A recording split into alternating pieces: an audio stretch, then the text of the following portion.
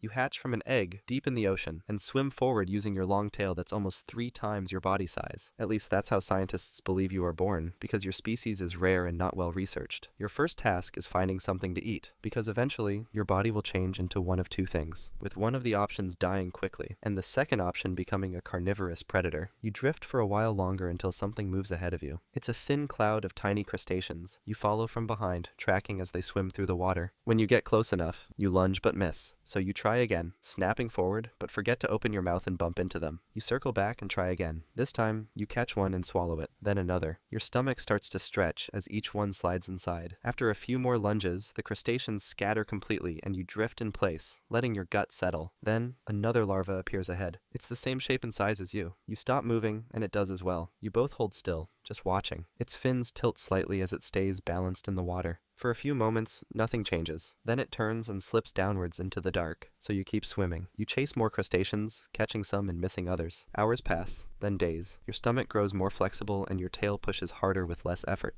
Then one day you notice something different. When you swim, there's less drag behind you. You turn and look back. Your tail is shorter than it was. It didn't break. It's just smaller now. Skip forward and you're 3 weeks old now. At this stage of life, there are only two things you're built to do. Eat as much as possible and avoid being eaten. Most of the larvae around you have stopped doing either. One floats past with its jaw sealed shut and tail that's too stiff to steer. It drifts sideways without resisting the current. Behind it, 2 more show the same signs. They are alive but barely moving. You're not like them. Your gut still stretches to hold each meal, and your tail still kicks with force. Something inside you is changing, but not in the way that ends. Then a shadow cuts across the water above you. It moves fast. It's long and silver, maybe a juvenile ribbonfish, so you dive before it even has a chance to get close. Behind you, one of the drifting larvae doesn't move, but you don't look back. You don't care if he gets eaten. As the water calms again, you settle near the edge of the plankton layer and wait. A shrimp zips across your path, and you lunge, but it jerks away at the last second. You turn, push again, and close the gap. Right before you reach it, another larva rises beside you. Its jaw doesn't open, and it tips sideways, bumping the shrimp off course. You pause for just a moment,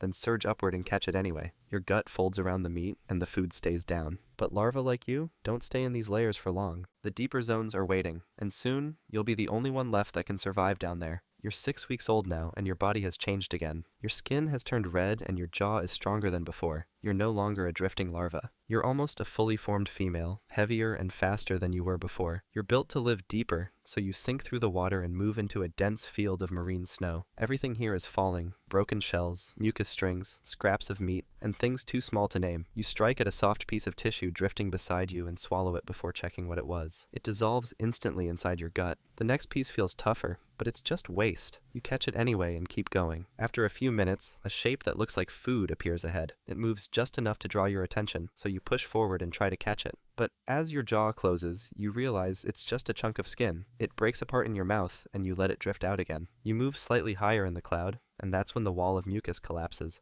It lands across your face and sticks to your jaw. You shake your head trying to clear it, and end up in a haze where almost nothing is visible. Then something flashes ahead, a quick blue pulse, followed by another. You swim forward through the debris and spot the source. It looks like a small animal that has been injured. You lunge with your mouth open and bite down on the light. There's soft resistance, but it doesn't tear. The glow is connected to something else. From the haze, the shape swims forward. It's a juvenile anglerfish, and it's not much bigger than you. Its jaw opens slightly, just enough to show you it's ready. Neither of you moves. Then you strike again, this time biting clean through the lure that's still attached to its face. It recoils fast, twisting in place and jerking its body sideways. You follow and catch the edge of its tail, tearing a piece as it kicks away and vanishes into the dark. You stay still, alone in the falling snow. You didn't get much to eat, but something tried to scare you and it left first. Skip forward a bit, and you're 3 months old now. The upper layers of the ocean are no longer enough, so you drop lower, past the twilight zone, and into the bathypelagic zone. There's no sunlight here, and the difference between up and down feels almost imaginary. You follow something faint ahead, a flicker that pulses once,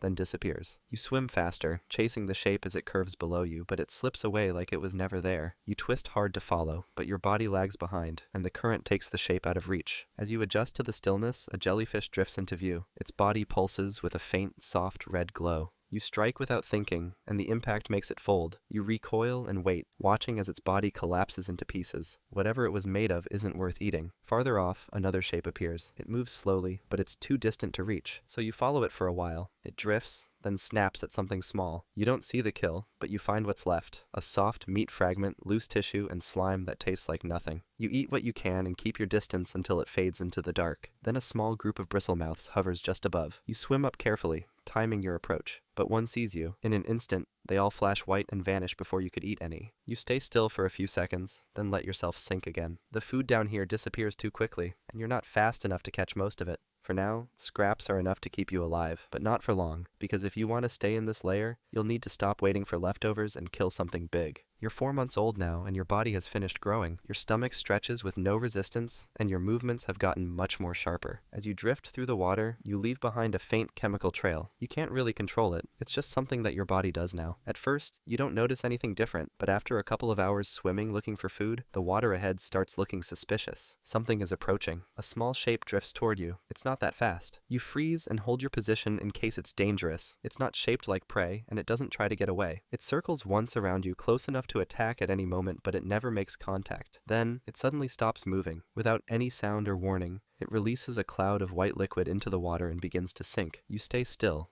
just watching. That was a male. A few months ago, he was a larva just like you. But his body followed a different path. His stomach collapsed, his jaw fused shut, and his digestive system disappeared. The only thing that grew was his liver, storing every ounce of energy he had left. Once his body finished changing, his nose allowed him to detect your trail across layers of water that you haven't even reached yet. That's how he found you. Males don't feed and don't fight. They live just long enough to find a female. And once they release what they came for, their bodies start to collapse. His fins start to stretch as he sinks lower, and within 2 days, he'll be gone. You release your eggs into the cloud and turn away. You don't wait to see what happens. There's nothing else here for you. Skip forward, and you're 6 months old now. You've just found your biggest meal yet. A large dead fish is drifting through the water with skin half torn and guts leaking out behind it. You swim alongside and bite into the softest part. You keep going, pushing more meat into your stomach than it was ever meant to hold. After a few minutes, you stop moving. Your body feels swollen and tight. You hover in place, trying not to tear anything. But something else noticed the blood too. A snake-toothed fish drops down from above. Its body is long and covered in scars. It doesn't look confused. It knows you're here. You stay still, hoping it loses interest, but it circles once, then shifts its angle and rushes forward. But right before it hits you, a giant isopod crawls out from underneath the carcass. The snake-toothed fish turns mid-strike and grabs the isopod instead. You watch, thinking how stupid it is, so you try something. You turn away slowly, pretending to leave. Then swing back around and open your mouth as wide as it goes, trying to swallow the whole thing in one strike. But it doesn't work. The fish is too big. It turns on you instantly and clamps its jaw onto the top part of your body. You try to move, but nothing happens. The pressure locks your spine in place. You feel its jaw loosening, not to let go, but to move its grip toward your head. And that's when you snap. Your body recoils like a spring and bursts backward in one full-body kick. You vanish into the dark before it can adjust. It doesn't chase you. It just turns back to the isopod and keeps eating. You drift away, pulsing slower, feeling your body recover. That wasn't a win, but it wasn't a death either. You're 7 months old now, and you've spent the past few weeks hovering at the edge of the bathypelagic zone. This layer used to feel endless, but something's changed. The prey here has thinned out. Every chase ends in nothing, and the scraps that used to keep you alive are starting to vanish. You're getting hungry in a way that doesn't stop when you rest. One day you notice something, faint trails moving upward. You follow, swimming toward the warmth for the first time in weeks. The water flows easier here. Your muscles push without as much resistance. You don't recognize this layer. As you swim around, you find a piece of shrimp missing its legs, so you take it.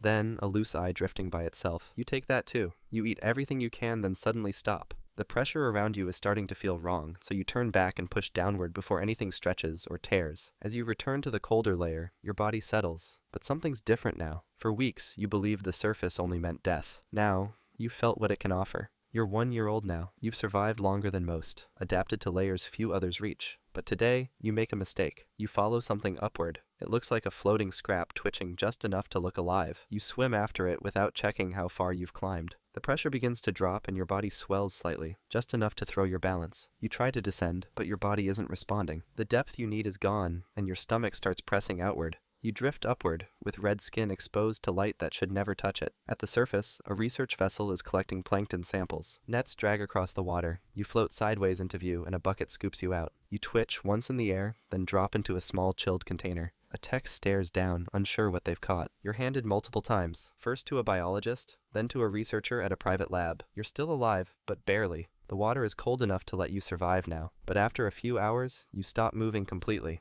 Life as a whalefish might be rough, but there's another animal out there that has it way worse. Trust me, It's wild. Check out the video and see for yourself.